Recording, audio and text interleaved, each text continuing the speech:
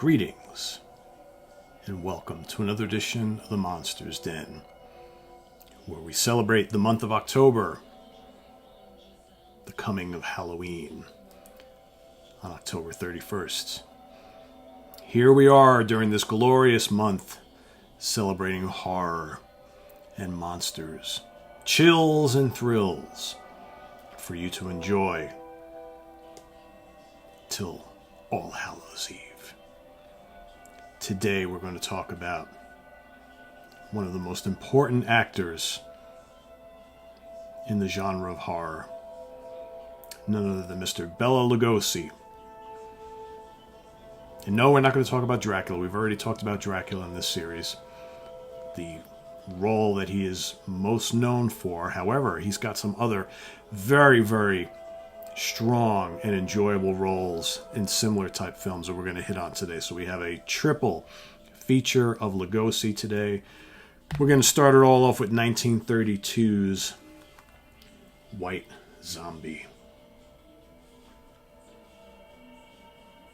Easily one of my top three favorite films and roles of Lugosi. Of course, along with his recurring role as Igor in the Frankenstein films, as well as Dracula. This is an absolutely terrifying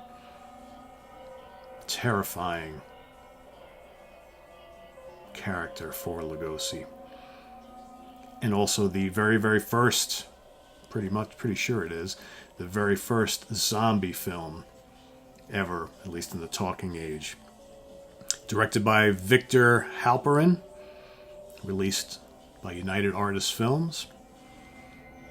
Bela Lugosi plays the character of Murder Legend, a very strange character who seems to have control of a whole army of mindless servants. Could they be zombie? I think they can. Most of this movie was shot on the Universal lot. Okay, of course, this is post-Dracula. So here Lugosi's just trying to keep busy. Okay, doing all sorts of films for other studios. This also stars Madge Bellamy as Madeline Short, another one of the main characters. Joseph Cawthorn as Dr. Brunner. Robert Fraser as Charles Beaumont. And John Harperin as Neil Parker, who plays the fiancé to Madeline's character. It's basically how it works. Is you have this couple who comes to this strange island. Some kind of weird things going on. They're engaged to be married. As it turns out, one of the plantation owners, who's Charles Beaumont, is secretly in love with Madeline. He's much older. Okay, but also this strange character, Murder Legendre, also takes an interest in her as well. But his interest is a little bit different than romantic. So we start to see at night, especially, these strange beings wandering around the countryside aimlessly. Those are the zombies, all under the control of Legendre, however he says his name. Really creepy sets here. Amazingly creepy, and I don't know if you can kind of see it on the back here, but Lugosi's, it's got the white makeup, this very pasty looking. He's got this little goatee thing, the little kind of the hair, almost like a skull cap type of thing. He looks absolutely amazing and just so eerie, and they do these like close-up shots of his face, with his eyes bugging out, that are just like, and every time you see it, he's like trying to get his will over on you. So basically during this movie, he's trying to take control of Madeline to turn her into one of his zombies. Great climax to the film. Very atmospheric. All right, at the time when this film was released, critics savaged it. Didn't make a lot of money, but it's one of those films that over time, I think people really have begun to realize just what a classic it is, and what an absolute great role for Bela Lugosi. And this is just a great restoration of this particular film on Blu-ray. Absolutely a must-see. like I said, it's probably a top 3 performance in film of Lugosi's, in my opinion. So creepy. As an early zombie film, doesn't get much better than this. Some people might think it's a little slow. I don't. Great stuff. Next up, also from 1932. All right. Fox Films. Chandu the Magician. And no, Bela does not play the title character, the good guy, Chandu. Okay, Chandu is actually played by Edmund Lowe. Plays Frank Chandler, known as Chandu, the Magician. Okay, Lugosi plays Roxor. That's the evil guy in this particular film. He basically creates this sort of death ray that he's looking to destroy all of mankind. Okay. And Chandu's the guy that hopefully can get, using all of his magical powers, to get behind the scenes at his lair, destroy the death ray, destroy his killing machine, destroy the man himself, rescue the people who he has kidnapped, including the lady damsel in distress, right? Directed by William Cameron Menzies and Marcel Varnell. Very cool film. Not really a horror film. This is more of kind of like a mystery thriller. This would also spawn a serial, like a 12-episode serial, I believe 2 years later, which Lugosi also took part in, except then a role reversal. So Lugosi actually took the role of Chandu in the serial. Okay, but this he's malevolent and evil and just dark and menacing in this film. I think, both of these films, if you want to see Lugosi playing a really bad guy, and that he does so well, Roxor is another one of his great performances in this particular film.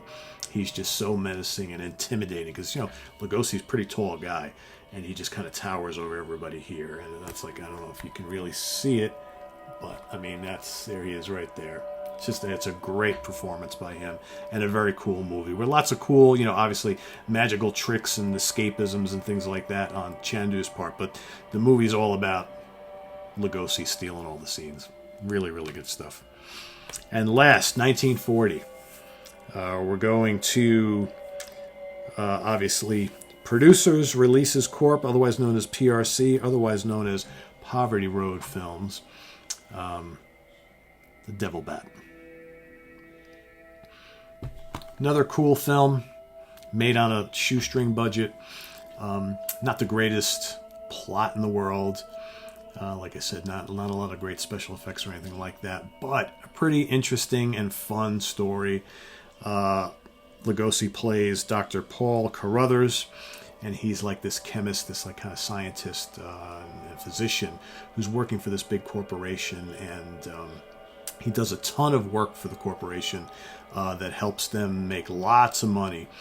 And then, but they don't want to obviously share in the wealth with one of their employees who is chiefly responsible for, all their success. So basically what they do is they buy him out and they totally shortchange him.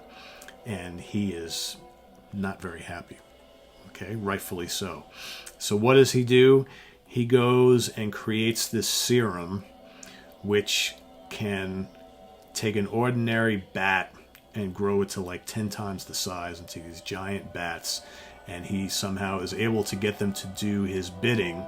And he also creates this new like shaving lotion, okay, or aftershave lotion that the bats are drawn to, but they don't like, okay? So basically what he does is he goes to get revenge on all of his former co-workers and colleagues, and he goes and tries to sell them his new aftershave lotion, make sure they put it on, then at night he unleashes the devil bat, this gigantic bat, to then go and seek out this terrible smell, this aftershave, and kill whoever is wearing it. So then every night he goes up to in his house, and he unlocks the door. Out comes the big bat, right, out into the night.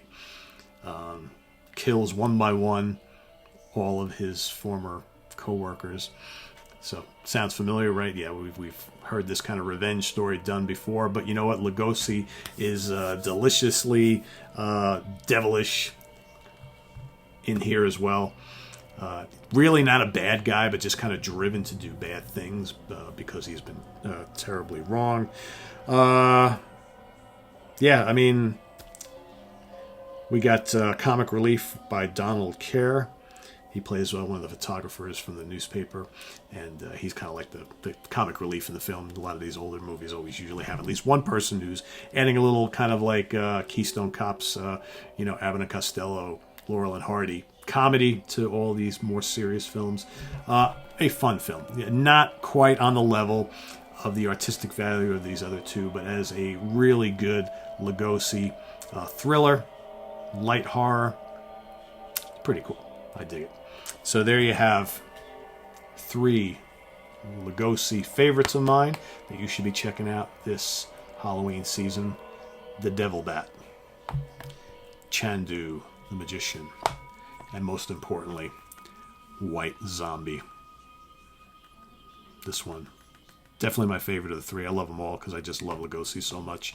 But yeah, can't go wrong with them. Check them out on Blu-ray, DVD, stream them however you can, but definitely don't miss them if you're a Lugosi fan but haven't seen like much else but Son of Frankenstein and Ghost of Frankenstein and all that sort of thing. I definitely think you will dig this or these movies, right? They're great successors to his role in Dracula, as he proclaims himself one of the kings of horror alongside Boris Karloff, obviously. So this is on the web at www.seaoftranquility.org. We're on Facebook. We're on Twitter. Of course, we're here on YouTube. All the damn time. I am Pete Pardo. We'll see you real soon for another edition of The Monster's Den. Take care and watch again. If you dare.